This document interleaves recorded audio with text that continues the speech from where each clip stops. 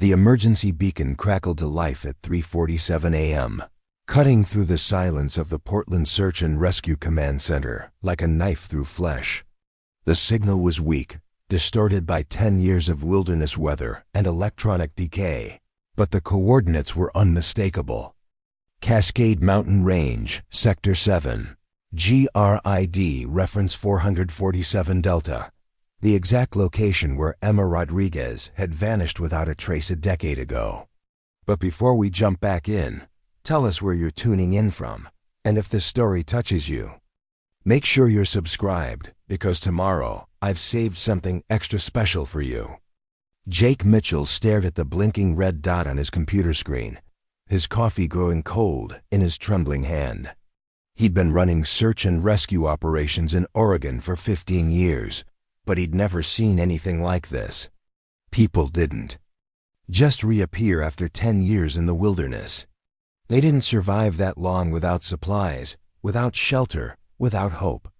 Yet here was Emma's emergency transponder, the same device she'd carried on that fateful solo hiking expedition in November 2014, broadcasting her location with mechanical persistence. The storm system moving in from the Pacific was unlike anything meteorologists had predicted for early December.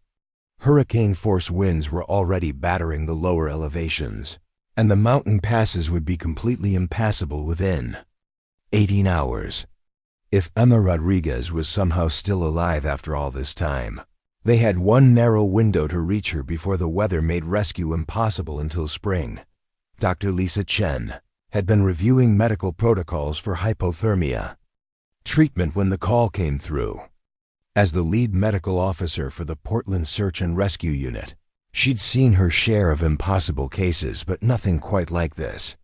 She grabbed her emergency kit and headed for the command center, her mind already racing through the medical challenges they might face. If someone had survived 10 years in the wilderness, their physical and psychological condition would be unlike anything in the medical textbooks. The fluorescent lights of the command center buzzed overhead as the rescue team assembled. Jake stood before the large topographical map, his finger tracing the route to the beacon's location. The terrain was brutal even under good conditions, a maze of rocky canyons, dense forest, and unpredictable weather patterns that had claimed dozens of lives over the years. Emma Rodriguez had been an experienced wilderness survival instructor before her disappearance, but even experts made fatal mistakes in the Cascade Range. Ryan Thompson hunched over his communications equipment, fine-tuning frequencies and checking satellite connections. The storm was already interfering with radio transmissions, creating pockets of dead air that could leave the team isolated from base camp for hours at a time. He'd worked with Jake on 17 major rescues over the past 3 years, but never under conditions this challenging. Maria Santa studied the weather reports with growing concern. As the search and rescue coordinator, she was responsible for determining whether conditions were too dangerous to proceed. The wind speeds were approaching the upper limits of helicopter safety, and the temperature was dropping faster than forecasted. They had perhaps 12 hours before the mountain became a death trap for rescuers and victims alike. Colonel David Harper arrived from the Military Liaison Office, carrying classified files that hadn't been opened in a decade.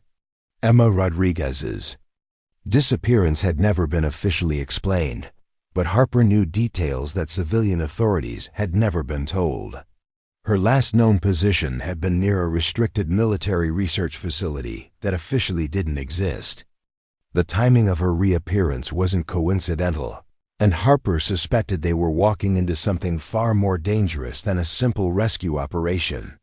Alex Kim checked and rechecked his equipment with the methodical precision of someone who understood that gear failure in the wilderness meant death.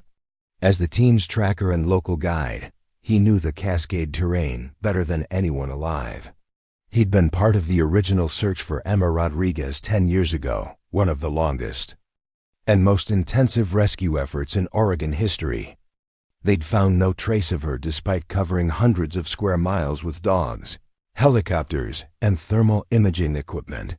Sam Brooks inventoried medical supplies, survival gear, and emergency equipment with mechanical efficiency. The team would need to carry enough supplies for an extended operation while maintaining mobility in treacherous terrain. Every ounce mattered when crossing unstable snow bridges and navigating cliff faces in deteriorating weather conditions. The beacon signal pulsed steadily on the command center monitors, each electronic heartbeat representing hope and mystery in equal measure. Emma Rodriguez had been declared legally dead after 7 years, her family holding memorial services and moving forward with their lives. Her younger sister had become a search and rescue volunteer, inspired by the dedication shown during Emma's search. Her parents had established a foundation for wilderness safety education, turning their grief into purpose. Jake studied the satellite imagery one final time, noting the changes that 10 years had brought to the landscape. Rockslides had altered familiar routes, forest fires had cleared some areas while making others impassable, and climate change had shifted weather patterns in unpredictable ways. The mountain that had swallowed Emma Rodriguez was not the same mountain they would be climbing to find her. Dr. Chen prepared for psychological as well as physical trauma. Someone who had survived alone in the wilderness for a decade would have adapted in ways that civilization couldn't easily accommodate. The reunion with rescue workers might be as traumatic as whatever had kept Emma alive all these years. Trust would be fragile, communication difficult, and the transition back to normal life potentially impossible. The clock on the command center wall showed 4:23 a.m. as the team made final preparations. Outside, the wind was already howling through the valley, carrying the scent of snow and the promise of the most dangerous rescue operation any of them had ever attempted. Emma Rodriguez was out there somewhere, alive against all odds, waiting for help that might arrive too late to matter. The helicopter blades chopped through the pre-dawn darkness as Jake Mitchell gripped his harness and stared down at the black expanse of forest below. The aircraft bucked and rolled in the turbulent air, forcing pilot Sarah Chang to fight for every mile of forward progress. Through his headset, Jake could hear the strain in her voice as she navigated between towering peaks and sudden downdrafts that threatened to slam them into the mountainside. Dr. Lisa Chen checked her medical equipment for the 3rd time since takeoff, her practiced hands moving over supplies even as the helicopter lurched violently to one side. The advanced trauma kit contained everything she might need for treating severe hypothermia, malnutrition, infected wounds, and psychological shock. But 10 years of wilderness survival would have created medical challenges no textbook had ever described. She'd consulted with specialists at the university hospital before departure, but their advice had been sobering. The human body simply wasn't designed to endure what Emma Rodriguez had apparently survived. The GPS coordinates led them deeper into restricted airspace, territory that Colonel Harper had cleared through military channels just hours before their departure. Ryan Thompson monitored multiple radio frequencies while watching the storm system advance across weather radar displays. The atmospheric pressure was dropping rapidly, creating electrical interference that turned routine communications into bursts of static and fragmented words. In 6 hours, maybe less, radio contact with the outside world would be impossible. Alex Kim studied topographical maps with a flashlight, cross-referencing satellite imagery with his own extensive knowledge of the region. The beacon signal was originating from a location that didn't match any known trails, campsites, or shelters. The terrain was a nightmare of vertical rock faces, unstable scree slopes, and hidden crevasses that had claimed experienced climbers under good conditions. How someone could survive there for 10 years defied every principle of wilderness survival he'd ever learned. Through the helicopter's windscreen, the Cascade Peaks emerged from darkness like sleeping giants. Snow covered everything above the tree line, and even the lower elevations showed patches of early winter accumulation. The temperature had dropped 12 degrees since midnight, and weather stations were reporting wind chills approaching -20. Emma Rodriguez would need immediate evacuation to a trauma center, but the deteriorating conditions made that increasingly unlikely. Sam Brooks coordinated with the pilot about landing zones and equipment drops. The helicopter could hover briefly in the target area, but sustained operations would be impossible once the storm intensified. They were carrying us supplies for 3 days, but that assumed they could establish a secure base camp and maintain radio contact with support teams. If something went wrong, if the weather closed in faster than predicted, they could become victims themselves. The beacon signal grew stronger as they approached the coordinates, but something about its pattern troubled Ryan Thompson. The transmission wasn't constant like a normal emergency beacon. Instead, it pulsed in irregular intervals that seemed almost deliberate. He'd worked with every type of emergency transmitter manufactured in the past 15 years, but the signal had characteristics he couldn't identify. The equipment showed Emma's transponder was active, but the signal itself suggested someone was manually triggering the broadcast. Colonel Harper studied classified reports through night vision goggles, documents that painted a disturbing picture of Emma Rodriguez's original disappearance. The restricted military facility in this area had been conducting psychological warfare research, experiments in human endurance and adaptation that violated every ethical standard. The program had been terminated shortly after Emma's disappearance, but not before test subjects had been exposed to experimental drugs and behavioral modification techniques. Dr. Chen noticed something else troubling in Emma's medical records. From 10 years ago, the wilderness survival instructor had been taking medication for anxiety and depression, conditions that could have been exacerbated by prolonged isolation. The psychological profile suggested someone struggling with personal demons even before her disappearance. 10 years of solitude could have produced multiple personality disorders, paranoid delusions, or complete psychological breakdown. Helicopter suddenly dropped 50 feet as Sarah Chang fought a massive downdraft, causing equipment to shift and team members to grab for handholds. Through the aircraft's thermal imaging system, they could see heat signatures from wildlife moving through the forest below, but no sign of human activity. The beacon coordinates were still 15 minutes away, assuming the weather allowed them to maintain their current course. Alex Kim recognized landmarks from the original search operation, memories flooding back of countless hours spent combing these mountains for any trace of Emma Rodriguez. The search had been hampered by unseasonable snowfall and equipment failures that seemed almost deliberately planned. Several search dogs had refused to enter certain areas, behavior that experienced handlers had never encountered. Local Native American guides had withdrawn from the operation, claiming the mountain was angry and would not give up its secrets. The storm front was moving faster than meteorologists had predicted, with radar showing a solid wall of precipitation advancing toward their position. Wind speeds at altitude were already exceeding safe limits for helicopter operations, and visibility was deteriorating rapidly. Sarah Chang would need to make the difficult decision soon about whether to continue or abort the mission. Ryan Thompson detected something else on his monitoring equipment that made his blood run cold. Mixed in with the emergency beacon signal were fragments of other transmissions, voices speaking in languages he couldn't identify. The signals were too weak and distorted to understand, but they suggested Emma Rodriguez wasn't alone in these mountains. Someone else was broadcasting from the same general area, using equipment that wasn't registered with any civilian or military agency. The helicopter's searchlights finally illuminated their target area, revealing a landscape that looked like the surface of an alien planet. Preparing and narrating this story took us a lot of time, so if you are enjoying it, subscribe to our channel. It means a lot to us. Now back to the story. Massive granite formations jutted from the forest like ancient monuments, carved by millennia of wind and weather into fantastic shapes that seemed to defy natural law.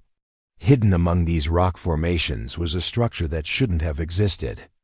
A building of some kind, partially concealed by camouflage netting and natural overgrowth. Colonel Harper's suspicions were confirmed as he recognized the architectural style of the hidden facility. This was the missing psychological research station, the black site that official records claimed had never been constructed. Emma Rodriguez hadn't just disappeared into the wilderness 10 years ago. She'd stumbled onto one of the military's most classified programs, and someone had made sure she never left. The emergency beacon was transmitting from inside the facility, but thermal imaging showed multiple heat signatures moving around the building. Emma wasn't alone, and whoever was with her had been operating in secret for a decade. The rescue mission had just become something far more dangerous and complex than anyone had anticipated.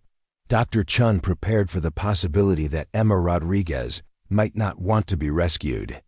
10 years of captivity, experimentation, or isolation could have created psychological bonds with her captors that resembled Stockholm Syndrome. The medical challenges of treating someone who had adapted to extreme conditions would be complicated by trust issues and potential resistance to authority figures. Sarah Chang brought the helicopter into a precarious hover above the facility, fighting wind shear that threatened to slam them into the surrounding rock formations. The landing zone was impossibly small, surrounded by obstacles that left no margin for error. They would have maybe 3 minutes to rappel down and establish a perimeter before weather conditions forced the aircraft to retreat to safer airspace. As the first team members prepared to descend into the unknown, Jake Mitchell realized they were no longer conducting a simple rescue operation. They were walking into a situation that had been carefully orchestrated by someone who understood their capabilities and limitations. The beacon signal that had drawn them here wasn't a cry for help. It was an invitation to join whatever nightmare had been unfolding in these mountains for the past decade. Jake's boots hit the frozen ground with a crunch that echoed off the queue. Surrounding granite walls, the facility loomed before them like something from a fever dream, its concrete walls stained with decades of weather and neglect. Rusted satellite dishes pointed skyward at odd angles, and security cameras hung from their mounts like broken eyes. The camouflage netting that partially concealed the structure had been torn by years of mountain storms, creating an effect that was more disturbing than any deliberate attempt at concealment. The emergency beacon signal was strongest near the main entrance, but Jake's instincts screamed danger. The double doors stood slightly ajar, revealing nothing but impenetrable darkness beyond. Snow had drifted against the threshold, but the accumulation pattern suggested the doors had been opened recently. Someone inside knew they were coming, had perhaps been watching their approach through equipment that still functioned. Despite the facility's apparent abandonment, Dr. Chen moved carefully across the uneven terrain, her medical kit secured tightly against her back. The altitude was affecting her breathing, and the temperature seemed to drop another degree every few minutes. Through her thermal imaging scope, she could see heat signatures moving within the building, but the patterns were erratic, unlike normal human movement. Whatever was inside behaved more like trapped animals than people seeking rescue. Alex Kim found tracks in the snow that defied easy explanation. Bootprints of various sizes crisscrossed the area around the facility, some recent enough to be from the past few hours. But mixed among the human tracks were impressions that looked almost like paw prints, too large and oddly shaped to belong to any native wildlife. The tracks led in circles around the building, as if their makers had been pacing in endless loops. Ryan Thompson's communication equipment registered multiple active signals from within the facility, but none matched standard emergency frequencies. The transmissions seemed to be in some kind of code, rapid bursts of data that his equipment couldn't decode. More disturbing was the discovery that these signals had been broadcasting continuously for years, suggesting the facility had never truly been abandoned. Someone had been operating sophisticated electronics while the outside world believed this place didn't exist. The wind carried sounds that made Sam Brooks check his weapon reflexively. Voices drifted from the building, but they weren't speaking English or any language he recognized. The cadence was wrong, too fast and strangely rhythmic, like chanting, or some form of ritualistic communication. Between the voices came other sounds that might have been machinery or something organic that he preferred not to identify. Colonel Harper's classified files contained references to experiments in psychological conditioning and behavioral modification, but the details had been heavily redacted. What remained suggested research into creating subjects who could survive in extreme environments by abandoning normal human limitations. The program had been designed to produce soldiers capable of operating behind enemy lines indefinitely, sustained by modified thought patterns and altered brain chemistry. Jake signaled for the team to approach the entrance in tactical formation, but before they could advance, one of the damaged doors swung open with a metallic screech that seemed to echo forever in the thin mountain air. A figure emerged from the darkness, moving with the fluid grace of someone completely adapted to this harsh environment. The person was small, compact, dressed in clothing that appeared to be fashioned from animal hides and synthetic materials salvaged from the facility. It was Emma Rodriguez, but not the wilderness instructor who had disappeared 10 years ago. Her hair had gone completely white despite her relatively young age, and her skin bore intricate scars that formed deliberate patterns across her exposed arms and face.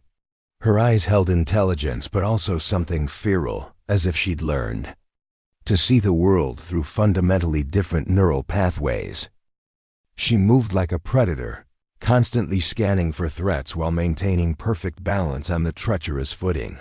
Dr. Chen stepped forward slowly, her hands visible and empty, speaking in the gentle tones she used with traumatized patients. Emma's response was immediate and startling. She spoke, but not in English.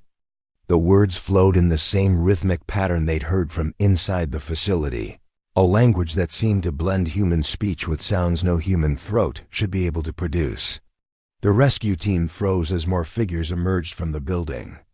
Behind Emma, they appeared to be human, but their movements were synchronized in ways that suggested shared consciousness or extensive behavioral conditioning.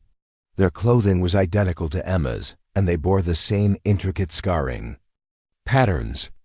Some carried improvised weapons that looked disturbingly effective, while others held electronic devices that pulsed with soft lights. Alex Kim realized with growing horror that these weren't fellow prisoners or other missing persons. These were the researchers and security personnel who had staffed the facility 10 years ago, but something had fundamentally changed them. They moved as a group with Emma at their center, deferring to her authority in ways that suggested she'd become their leader through some process too disturbing to contemplate. Emma addressed them again, this time in heavily accented English that sounded rusty from disuse. Her words were carefully chosen, deliberate, as if she were translating thoughts from that other language into concepts her visitors might understand. She welcomed them to her domain, explaining that their arrival had been anticipated and prepared for with great care. The beacon signal hadn't been a distress call, it had been bait. Ryan Thompson's equipment suddenly registered a massive surge in electronic activity from within the facility. Systems that had appeared dormant were coming online, powered by generators that had been quietly running for years. Surveillance cameras rotated to track their movements, while communication arrays began broadcasting signals towards satellites that officially didn't exist. Someone had been monitoring rescue frequencies, waiting for the right team to respond to Emma's beacon. The weather was deteriorating faster than predicted, with visibility dropping to near zero as snow began falling in thick sheets. The helicopter had already retreated to safer airspace, leaving the rescue team stranded until conditions improved. Emma seemed pleased by this development, explaining that they would have time to properly understand each other without outside interference. Her companions spread out in a loose circle, effectively surrounding the rescue team while maintaining expressions of welcoming hospitality.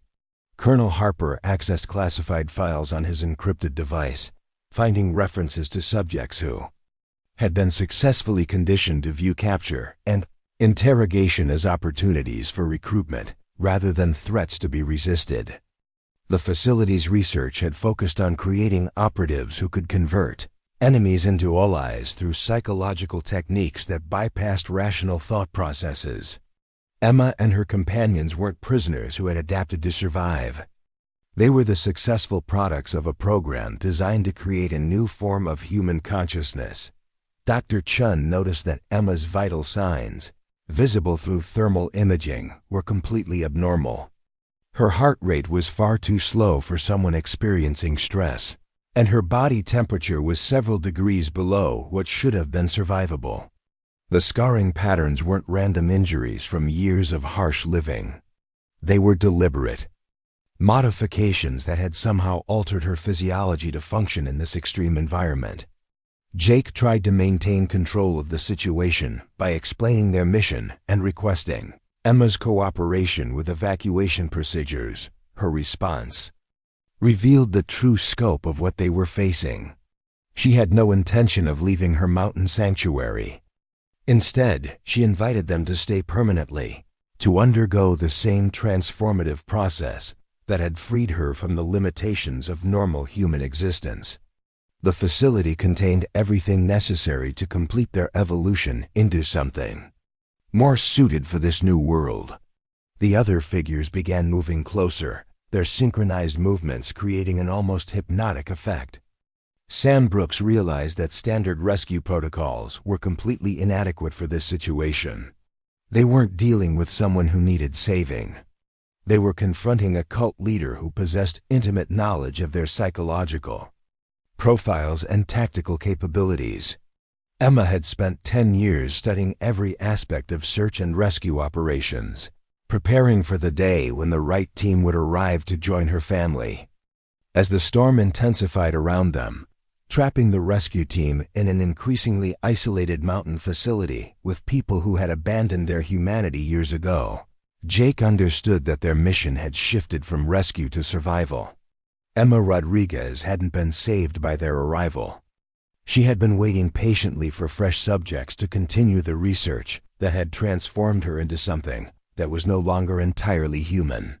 The warmth that emanated from the facility's interior was both inviting and ominous as Emma gestured for them to enter.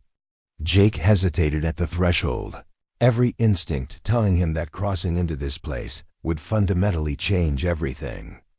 The emergency protocols he'd trained for over 15 years of rescue operations had never covered a scenario where the victim had become the captor. Yet with the blizzard now reaching whiteout conditions outside, they had no choice but to accept Emma's hospitality or freeze to death in the mountain wilderness. The interior of the facility defied every expectation. What should have been a sterile research environment had been transformed into something that resembled a primitive yet sophisticated community center. The concrete walls were covered with intricate murals painted in what appeared to be natural pigments, depicting scenes of transformation and evolution that were both beautiful and deeply disturbing. Bioluminescent organisms grew in carefully maintained cultivation tanks, providing a soft, otherworldly light that pulsed in rhythm with some unseen heartbeat. Emma's companions moved through the space with practiced efficiency, tending to hydroponic gardens that shouldn't have been able to flourish at this altitude, monitoring electronic equipment that hummed with quiet power, and maintaining systems that represented a blend of cutting-edge technology and primitive survival techniques. Their coordination was flawless, suggesting years of communal living had created a form of collective consciousness that operated beyond normal human social structures. Dr. Chen observed her surroundings with clinical fascination and growing dread. The air quality was perfect despite the facility's isolation, indicating sophisticated atmospheric processing systems that had been running continuously for years. The temperature was precisely regulated, and the humidity levels were optimal for human comfort. This wasn't a makeshift survival shelter. It was a carefully designed environment for long-term habitation by people who had been systematically modified to thrive in conditions that would kill normal humans. Ryan Thompson's equipment detected communication networks that operated on frequencies he'd never encountered. The facility was connected to satellite systems that didn't appear on any official registry, suggesting a shadow infrastructure that had been maintained even after the official program was terminated. Data flowed constantly between this remote outpost and other locations around the world, indicating that Emma's community was part of a larger network of similar facilities. Alex Kim noticed that the building's layout had been extensively modified. From its original configuration, corridors had been widened and curved to eliminate sharp angles, creating flowing pathways that seemed designed to accommodate movement patterns unlike normal human locomotion. The ceiling height varied dramatically, from room to room, with some spaces reaching cathedral-like proportions while others were barely large enough for a person to crawl through. Emma led them deeper into the facility, her movements fluid and purposeful as she explained the transformation this place had undergone since the original research program was abandoned. She spoke of liberation from the constraints of ordinary consciousness, of achieving a form of existence that transcended the limitations of individual identity. Her voice carried the fervor of a religious convert, but also the cold logic of someone who had systematically deconstructed and rebuilt her own personality. The dining area contained a feast that had clearly been prepared in anticipation of their arrival.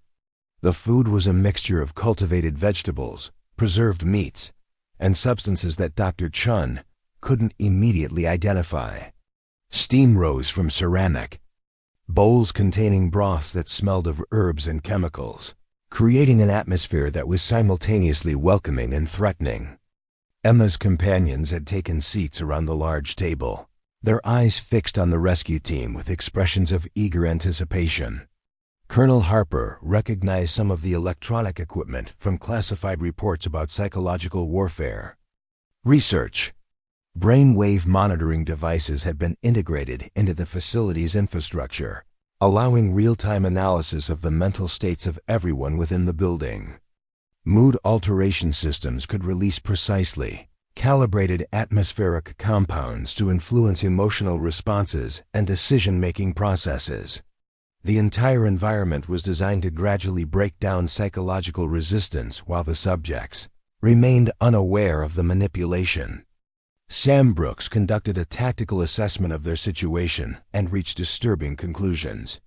The facility's entrances could be sealed remotely, trapping anyone inside until the operators chose to release them. The ventilation systems could be used to introduce sedatives or hallucinogens, making resistance impossible. Every aspect of the building's design suggested that escape would require cooperation from people who had no intention of allowing their guests to leave unchanged. Emma began explaining the process of integration that awaited them, describing it as a gift that would free them from the suffering and limitations that define normal human existence. The scarification patterns on her skin weren't just decorative. They were part of a neural modification system that enhanced sensory perception while creating direct connections between individual nervous systems. The community functioned as a collective organism, sharing thoughts and experiences in ways that eliminated loneliness and uncertainty. The rescue team exchanged glances that communicated their shared understanding of the danger they faced.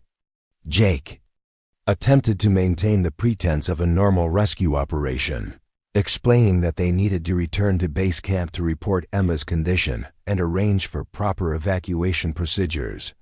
Her response revealed the futility of such conventional thinking. The base camp no longer existed in any meaningful sense. The storm had been predicted and planned for, ensuring that no outside interference would disrupt the integration process. Dr. Chen tried to establish rapport by expressing professional interest in the medical aspects of what Emma had achieved. The physiological modifications were indeed remarkable, allowing survival in conditions that should have been lethal while enhancing cognitive capabilities far beyond normal human parameters. But the price had been the complete abandonment of individual identity in favor of collective consciousness that operated according to principles no outside observer could fully comprehend. Ryan Thompson discovered that his communication equipment was being selectively jammed, preventing contact with outside agencies while allowing Emma's people to monitor all rescue frequencies. They had been intercepting radio traffic for months, studying the response patterns of different rescue organizations until they identified the team, most likely to be influenced by their recruitment techniques. Every aspect of this encounter had been choreographed with scientific precision. The meal proceeded with ritualistic formality, each course accompanied by explanations of the philosophical and practical benefits of joining Emma's community. Substances they were consuming contained mild psychoactive compounds designed to reduce anxiety and increase suggestibility. The rescue team found themselves becoming more receptive to ideas that should have triggered immediate rejection, their rational defenses gradually eroding under the influence of careful chemical manipulation. Alex Kim recognized the techniques being employed from his study of cult recruitment methods, but intellectual awareness wasn't sufficient to resist their effects. The combination of environmental control, social pressure, and biochemical influence created a perfect storm of psychological vulnerability. Even trained professionals could be broken down and rebuilt, given sufficient time and proper conditions. Emma's companions began sharing their own stories of transformation, describing their previous lives as researchers, security personnel, and support staff who had been assigned to study subjects like Emma. Instead, they had discovered that the subjects possessed wisdom and capabilities that far exceeded anything their science could measure. One by one, they had chosen to abandon their old identities and embrace the enhanced existence that Emma offered. The facility's deeper levels contained laboratories and medical equipment that had been repurposed for the ongoing modification of human subjects. Brain surgery could be performed with precision that eliminated personality disorders while enhancing desired traits. Genetic therapy was being used to adapt human physiology for survival in extreme environments. The research that had supposedly been terminated 10 years ago had actually achieved breakthroughs that redefined the boundaries of human potential. As night fell outside and the storm reached its peak intensity, Jake realized that their window for escape was rapidly closing. The rescue team was being systematically separated and evaluated, with Emma's people identifying the psychological pressure points that would make each individual most susceptible to conversion. The process wasn't violent or overtly coercive. It was seductive, offering solutions to personal problems and professional frustrations that each team member had carried for years without resolution.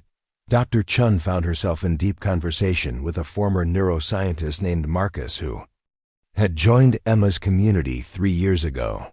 He explained how the collective consciousness they'd achieved eliminated the anxiety and depression that had plagued him throughout his academic career. The constant sharing of thoughts and emotions meant that no one ever felt isolated or overwhelmed by their individual burdens. His words carried such conviction that Chen began questioning her own dedication to conventional medicine and its limitations in treating human suffering.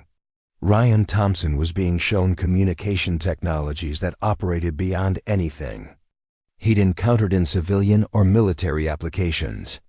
The network Emma's people had constructed allowed instantaneous contact with similar communities around the world, creating a global infrastructure of enhanced humans who shared resources and knowledge without the territorial conflicts that define normal international relations. His escort, a former CIA operative named Sarah, demonstrated equipment that could intercept and decode any electronic communication while remaining completely invisible to conventional detection methods. Alex Kim walked through corridors lined with detailed maps and survival guides that represented decades of accumulated knowledge about wilderness survival in extreme conditions. His guide, a former park ranger named Tom, showed him techniques for finding water in apparently barren landscapes, methods for constructing shelter using minimal materials, and ways of navigating by reading environmental signs that most people couldn't even perceive. The information was practical and immediately useful, but Kim recognized that accepting this knowledge meant accepting the worldview that came with it. Sam Brooks was examining weapons and defensive systems that blended conventional technology with innovations he'd never seen before. The community had developed ways of manufacturing explosives from natural materials, creating surveillance networks using modified wildlife, and constructing barriers that could withstand military assault, while appearing to be natural rock formations. His guide, a former Special Forces operator named David, explained that these capabilities were necessary for protecting the community from government agents, who would destroy them if their location became known.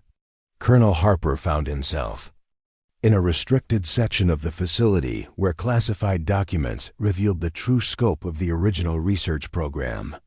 The experiments conducted here had been successful beyond the researchers' wildest expectations, creating subjects who possessed capabilities that redefined human potential. But the program had been terminated not because it failed, but because it succeeded too well. The enhanced subjects had become impossible to control through conventional authority structures, forcing the military to abandon the project rather than risk losing command over their own personnel. Emma appeared beside Harper as he read through the files, her presence somehow sensed before she became visible. She explained that the documents only told part of the story, that the real transformation couldn't be captured in scientific reports or military briefings. The process of enhancement involved abandoning the ego-driven consciousness that created conflict and competition in favor of a collective awareness that operated according to principles of cooperation and mutual support. The individuals who underwent this change didn't lose their personalities, so much as expand them to encompass perspectives that were previously impossible. Jake found himself isolated in a comfortable room where the walls displayed constantly shifting patterns that seemed designed to induce a meditative state. The visual stimulation was subtle but persistent, gradually altering his brainwave patterns. While he remained consciously unaware of the manipulation, Emma's voice came through hidden speakers, explaining that resistance to change was a natural human response that could be overcome through proper conditioning. She spoke of his own frustrations with bureaucratic limitations that prevented him from saving lives, offering him the opportunity to operate beyond such constraints. The rescue team had been separated for several hours when they were reunited in the central chamber for what Emma described as the final phase of their orientation. Each team member had been subjected to carefully calibrated psychological pressure, designed to identify their deepest motivations and greatest vulnerabilities. The information gathered during these individual sessions would be used to create personalized recruitment strategies that addressed each person's specific needs and desires. Dr. Chen discovered that her medical training was being viewed not as an obstacle to conversion, but as a valuable asset that the community needed. They explained how conventional medicine was limited by ethical constraints and regulatory oversight that prevented doctors from using the most effective treatments available. In Emma's community, medical practitioners could employ techniques that achieved miraculous results by combining advanced technology with therapies that medicine considered too dangerous or experimental. Ryan Thompson learned that his communication expertise was essential for maintaining contact with other enhanced communities and coordinating their activities on a global scale. The network they'd constructed represented humanity's best hope for evolving beyond the tribal conflicts that had defined civilization throughout history. His technical skills could help expand this network to include more communities and eventually connect enough enhanced humans to tip the balance of global power toward cooperative rather than competitive social structures. Alex Kim was told that his wilderness survival knowledge would be crucial for establishing new communities in remote locations where the Transformation process could continue without interference from conventional authorities. The enhanced humans were planning to create a network of sanctuaries where people could undergo the modification process safely while contributing to research that would benefit all of humanity. His experience in navigating dangerous terrain made him an ideal candidate for leading expeditions to scout potential sites. Sam Brooks was informed that his tactical expertise was needed to protect the community from military forces that would inevitably attempt to recapture or destroy them once their existence became known to higher levels of government. The weapons and defensive systems he'd been shown were only the beginning of what they could accomplish with proper military training. His knowledge of conventional tactics could help them develop countermeasures that would ensure their survival against any threat. Colonel Harper faced the most sophisticated recruitment approach of all. Emma revealed that the military's abandonment of the research program had been a strategic error of historic proportions.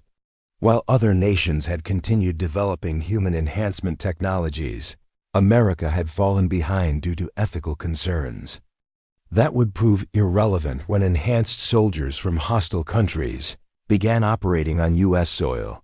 Harper's security clearance and military connections made him uniquely valuable for re-establishing official support for the program under new management. The team realized that their individual recruitment sessions had revealed intimate details about their personal lives, professional frustrations, and psychological weaknesses. Emma's people had constructed detailed profiles that allowed them to offer each person exactly what they most desired while minimizing awareness of what they would be giving up in return. The process was so sophisticated that even trained professionals found themselves seriously considering offers that should have been immediately rejected. Jake attempted to rally his team by reminding them of their mission and their obligations to the outside world, but Emma's response revealed the futility of such appeals. The outside world they were trying to return to was fundamentally broken, trapped in cycles of conflict and suffering that enhanced humans had transcended. Their rescue organization represented a noble but ultimately inadequate attempt to address symptoms, while ignoring the underlying disease of ordinary human consciousness. The storm outside had reached unprecedented intensity, with wind speeds that made helicopter operations impossible and temperatures that would kill anyone attempting to travel on foot. Even if they could escape the facility, they would have nowhere to go and no way to survive until rescue arrived. Emma pointed out that staying was their only realistic option, and that the time they spent waiting for the weather to improve could be used productively to begin their own transformation. Dr. Chen raised medical objections to the enhancement process, but her concerns were addressed with scientific rigor that revealed extensive research into minimizing risks and maximizing benefits. The modifications were performed using techniques that had been refined through years of experimentation, with success rates that exceeded anything available through conventional medicine. The physiological changes were permanent but beneficial, eliminating genetic predispositions to disease while enhancing physical and mental capabilities. Ryan Thompson attempted to contact outside agencies using his own equipment, but discovered that all external communication had been blocked by sophisticated jamming technology. Emma's people had anticipated this response and were prepared to isolate the facility completely until the integration process was complete. The communication networks they'd shown him represented the only remaining connection to the outside world, and access to these systems required acceptance of their collective consciousness. Alex Kim tried to identify escape routes through his knowledge of the surrounding terrain, but the modifications made to the facility had eliminated every conventional exit except the main entrance, which could be sealed remotely. The enhanced humans had spent years preparing for situations exactly like this, creating an environment where conversion was the only viable option for anyone who entered. Even his extensive wilderness survival skills were insufficient to overcome the combination of technological control and environmental isolation. Sam Brooks considered the tactical options for fighting their way out, but recognized that violence would be counterproductive even if it were possible. Emma's people possessed weapons and defensive capabilities that exceeded anything his team could deploy. But more importantly, they were offering cooperation rather than demanding surrender. The transformation they proposed wasn't being forced upon the rescue team through coercion, but presented as an opportunity that required voluntary acceptance to be effective. Colonel Harper accessed his encrypted communication device one final time, sending a brief message to military contacts that would trigger evacuation procedures if he failed to report within prescribed time limits. But Emma revealed that such messages had been anticipated and intercepted, with false confirmations being transmitted to prevent outside intervention. His military connections had already been neutralized through careful manipulation of communication networks and personnel assignments. The rescue team found themselves facing a choice that challenged every assumption they'd made about human nature and social organization. Emma's community represented a genuine alternative to conventional society, one that had solved fundamental problems of human suffering through scientific enhancement rather than moral philosophy. The price of joining was the abandonment of individual identity in favor of collective consciousness, but the benefits included capabilities and experiences that transcended anything possible through normal human existence. Jake made the decision that would define the rest of their lives by accepting Emma's offer on behalf of his entire team. The outside world they represented had failed to prevent the suffering and conflict that enhanced humans had eliminated, and their rescue organization was ultimately just another inadequate response to problems that required fundamental transformation to solve. Emma Rodriguez had indeed been saved by their arrival, but not in the way anyone had expected. She had saved them from the limitations and suffering that defined ordinary human existence, offering them the opportunity to become something greater than they had ever imagined possible. The integration process began immediately, with each team member undergoing medical procedures that would modify their physiology while preserving their essential personalities and memories. Dr. Chen supervised her own enhancement, finally understanding that the scientific and ethical constraints she'd accepted throughout her career had prevented her from achieving the medical breakthroughs that were now possible. Ryan Townsend helped establish communication links that connected their consciousness to the global network of enhanced communities, experiencing for the first time the profound sense of belonging that came with shared awareness. Alex Kim used his enhanced sensory capabilities to map new territories that were invisible to normal human perception, discovering resources and opportunities that could support expanded communities of modified humans. Sam Brooks applied his tactical knowledge to develop protection strategies that would ensure the survival of enhanced communities as they gradually replaced conventional human social structures. Colonel Harper leveraged his military contacts to begin the careful process of recruiting other government personnel who could be trusted with the truth about human enhancement technology. Emma Rodriguez watched her newest family members adapt to their enhanced existence with satisfaction and pride. The rescue team that had come to save her had instead been saved by her, transformed from limited individuals trapped in conventional consciousness into enhanced humans capable of experiencing reality in ways that redefined the meaning of existence itself. The beacon signal that had drawn them to this remote mountain facility had indeed been a call for help, but not from someone who needed rescuing. It had been an invitation to join the most important rescue operation in human history, the salvation of humanity itself through voluntary evolution beyond the constraints that had defined the species since its emergence. The storm outside began to subside as the integration process reached completion, but none of the enhanced humans felt any desire to return to the world they had left behind. They had become part of something greater than themselves, connected to a growing network of communities that represented humanity's best hope for transcending the cycles of conflict and suffering that had defined civilization throughout history. The rescue mission that had brought them together had succeeded beyond anyone's wildest expectations, saving not just individual lives, but offering salvation to the human species itself. Up next, we've got two more standout stories right on your screen. If this one hit the mark, you won't want to pass these up. Just click and check them out.